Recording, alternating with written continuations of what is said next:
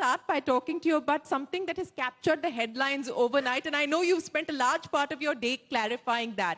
What is the reason behind the charges that you've brought in? I know you've clarified that these charges don't impact you and me, i.e. the consumer. It is at the merchant's end that the charge applies. But explain to me the reason behind this, and I'll also tell you the fear in the mind of the customer, that this is only the start, that this is the start of charges being imposed on consumers for using UPI. The other fear is, look, consumer will have to pay one way or the other. The merchant will, in a way, get the consumer to pay. So I want you to clarify on the rationale behind these charges and whether this could lead to more such kind of charges.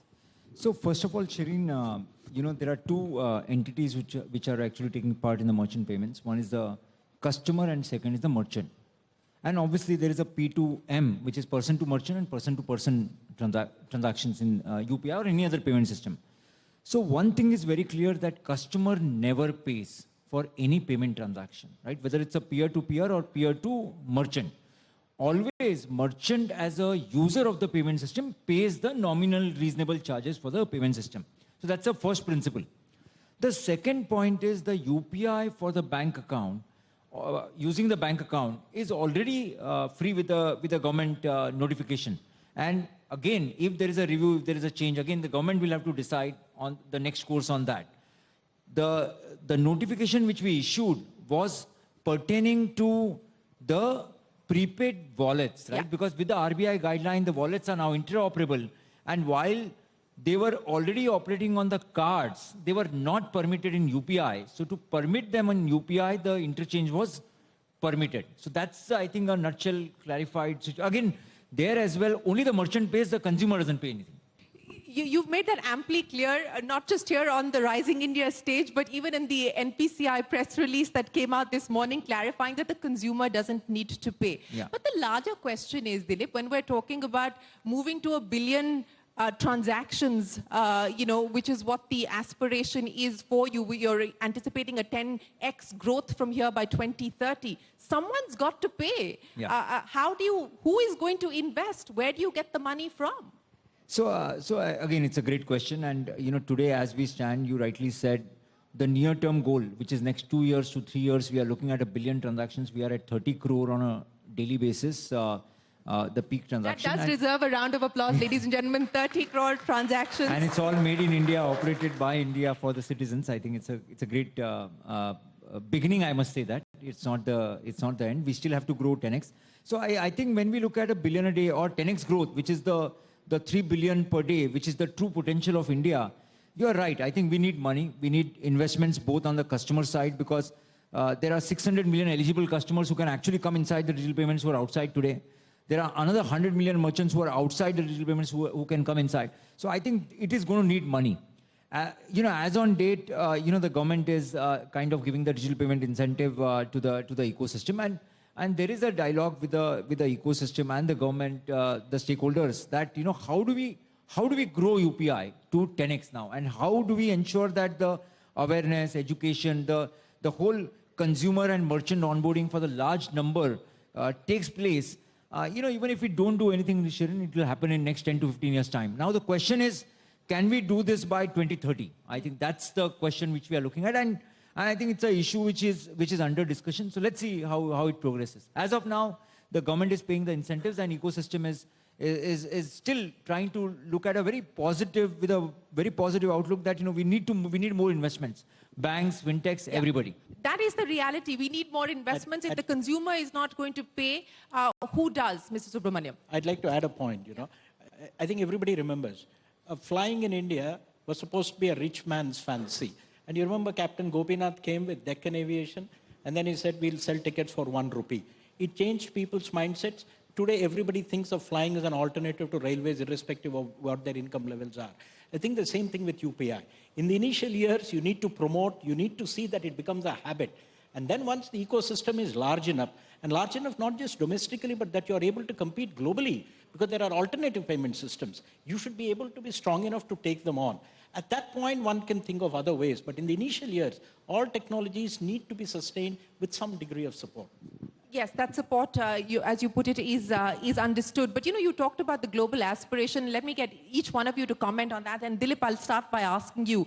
The plans to globalize UPI, an initial beginning has been made with the pact that's been struck with Singapore and India. I know that you believe that this could be the model, this could be the template for what we could do with other countries. What's the appetite? You are going to be speaking, Dilip is on his way to the G20 Sherpa meeting in Kumarakom. He's going to be speaking there. This is one of the priorities that the Indian government has set out as part of the G20 presidency. I mean, how quickly do you believe UPI can truly globalize? So, Shireen, the Prime Minister's vision and again the government, RBI, all are working towards the way India is self-sufficient on the payments for the domestically. I think next 10 to 20 years time, a long vision is to be self-sufficient on the cross-border pipes as well. And it's a time-consuming process, but the beginning has been made with the Singapore-India corridor.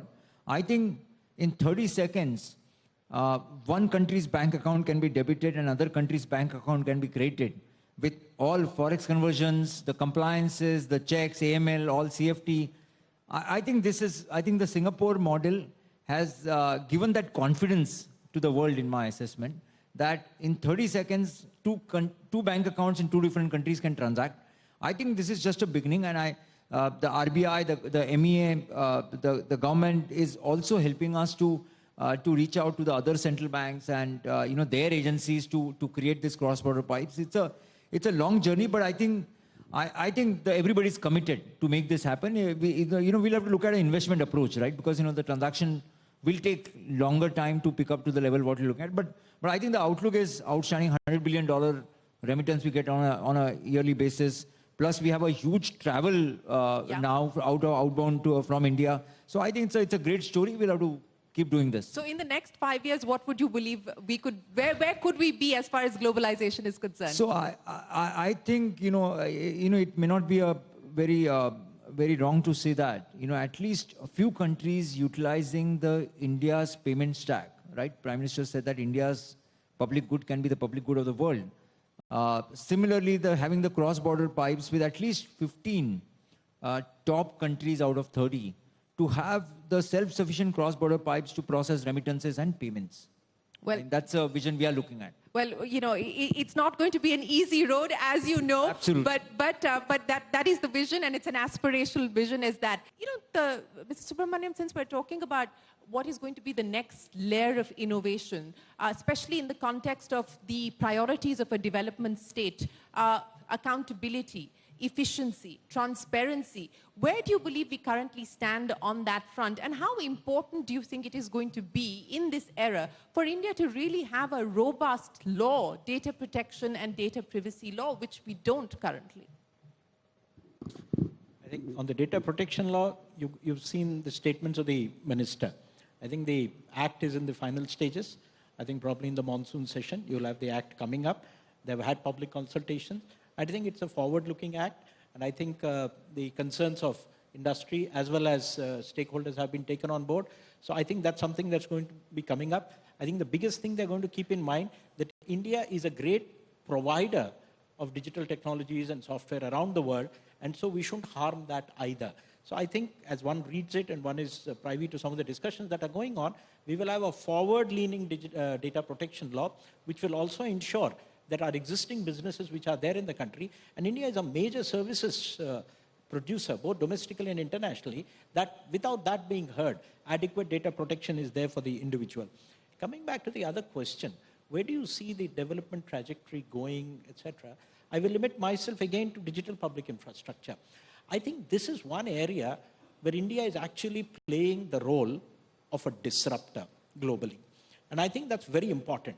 We could have flown along with the tide and then done what everybody else is doing. I think it's very interesting that India is actually poking its nose, creating waves, breaking up existing patterns, creating new architectures, which is allowing our own firms to piggyback on that public architecture and come up with new solutions, new technologies, new applications. Give me examples of this poking nose disruption that you speak of. It's very clear. I mean, I will begin one by one.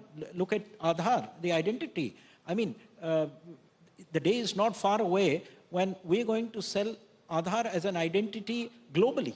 I mean, it is quite possible to do that. We already have, I think, about 7 to 8 crore people outside India who use digital identities using our work.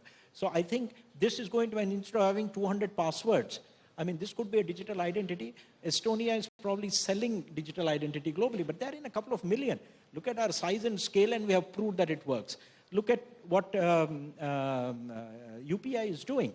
I mean, I'm actually a bit more ambitious than NSPCL in the sense that when I'm not going to look at it as something which is just cross-border, 30 countries or 15 countries.